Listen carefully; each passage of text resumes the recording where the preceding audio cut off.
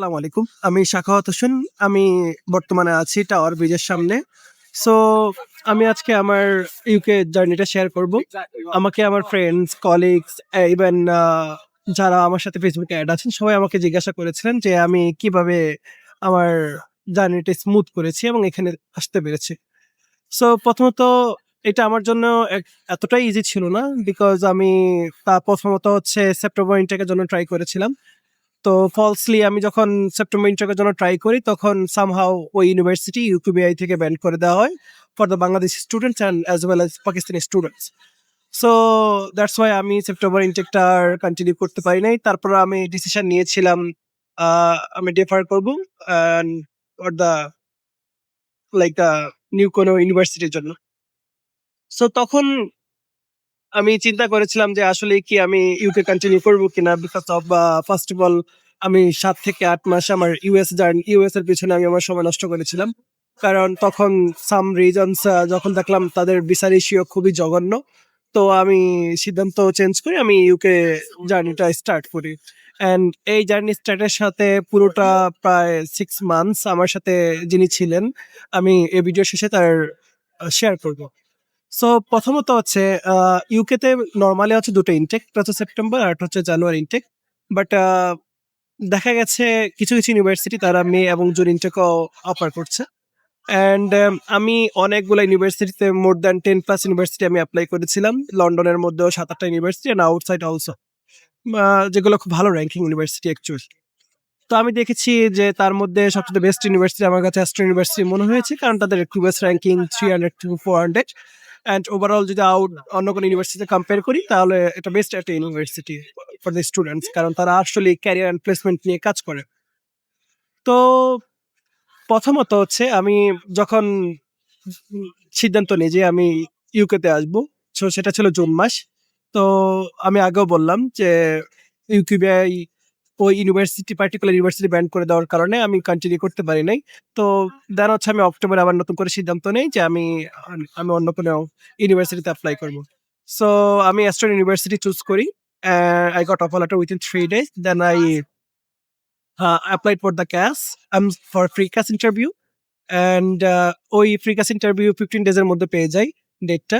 And তারপর হচ্ছে আমি একটা ফ্রি ক্লাস ডিপোজিট করি, দ্যাট ওয়াজ 1000। সো যখন আমি প্রি ক্লাস ইন্টারভিউটা দেই, ইট ওয়াজ 25th নভেম্বর। সো এটা ছিল more than 50 minutes. So it was easy. They are asking some common question, why UK, why not other university, why not other countries, and why this university actually best for you. And এইগুলো random questions কিছু যেগুলো হচ্ছে financial related and family related and the environment related. So তার আগে হচ্ছে মূলত যদি আমি বলি, তারা যখন আমার ইন্টারভিউ নিয়েছিল, আফটার দ্য ইন্টারভিউ তারা বলেছিল ইট ওয়াজ এ গ্রেট মিটিং। তখন আমি সিদ্ধান্ত নিয়ে ফেলি তার মানে আমার ইন্টারভিউ ফার্স্ট চলে আসবে।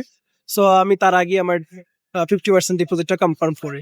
সো 50% ডিপোজিটের পর আমার কাজ লেটার আসতে, যেটা হচ্ছে আপনার ইউকিবিআই ইন্টারভিউর জন্য অথবা ভিসা ইন্টারভিউর জন্য সবচেয়ে ইম্পর্টেন্ট লেটার। সো কাজ লেটার আসতে আমার 15 ডেজ লাগে। সো আমি 9 ডিসেম্বর হচ্ছে আমার কাজ লেটার পাই। দেন হচ্ছে আমি বায়োমেট্রিকের জন্য অ্যাপ্লাই করি। ওইটা আমার 14 ডিসেম্বর হচ্ছে বায়োমেট্রিকের জন্য অ্যাপ্লাই করি, আই মিন বিএফএস গ্লোবালে। তারপর আমি প্রায়োরিটি ভিসা নিই বিকজ অফ হচ্ছে আপনি যদি স্ট্যান্ডার্ড ভিসা নেন তাহলে দেখা গেছে আপনার জার্নিটা একটু লং হয়ে যেতে পারে, কারণ বর্তমানে তারা অনেক টাইম নিচ্ছে ফর দ্য ডিসিশন, কারণ তারা এখন এডিশনাল ডকুমেন্টস চাচ্ছে, like SOF, I mean source of fund and others documents. So and তারা যাদের গ্যাপ আছে মূলত তাদেরও গ্যাপ এক্সপ্লেনেশনের জন্য ইনাফ একটা টাইম বলে দেয় যে ওই টাইমের মধ্যে সাবমিট করতে হবে।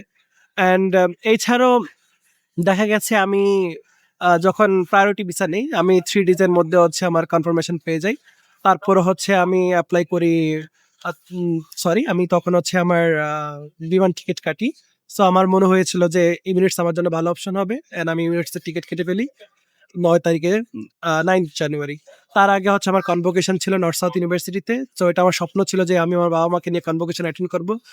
তো আমি আমার বাবা মাকে নিয়ে সেখানে যাই। তো আমার একটা লং জার্নি ছিল সেখানে। তারপর সবকিছু আমার প্রি প্ল্যান আর সবকিছু প্রস্তুতি নিয়ে আমি আমার ইউকে আসার জন্য চেষ্টা করি। সো তারপর আমার ইমিগ্রেশন ক্রস হতে দেন হচ্ছে আমার ১০ তারিখে এখানে ল্যান্ড করা। সো এই পুরো জার্নিটাতে মূলত হচ্ছে যেই এজেন্সি আমার পাশে ছিল, আমি তাদেরকে অবশ্যই গ্রেট বলব। বিকজ অফ হচ্ছে দেখা গেছে আপনার যখন একটা পার্টিকুলার ইউনিভার্সিটি থেকে হচ্ছে আপনার যখন কাজ উইথড্র করতে হয় অথবা আপনাকে বিভিন্ন সমস্যার সম্মুখীন হতে হয়, আপনার পেশেন্স লেভেলটা অনেক কমে যায়। তো তারা সেই জুন মাস থেকে আমাকে ওই প্রপার সার্ভিসটা দিয়ে এসেছে। আমি তাদেরকে অতিরিক্ত পরিমাণ তাদেরকে জ্বালাইছি যেটা সিরিয়াসলি। সো ব্যক্তিটা হচ্ছে আমাদের অভি ভাই। তো তিনি মূলত আমাকে পুরো জার্নিটাতে আমাকে হেল্প করেছেন। তার সাথে ছিল আরাফাত ভাই যিনি হচ্ছে আমাকে টোটালি কাউন্সেলিং করেছিলেন। অ্যান্ড থ্যাংকস টু সাদিয়া আপু যিনি হচ্ছে আমাকে আ এই তাদের সাথে পরিচয় করে দেয়। Specially career point global.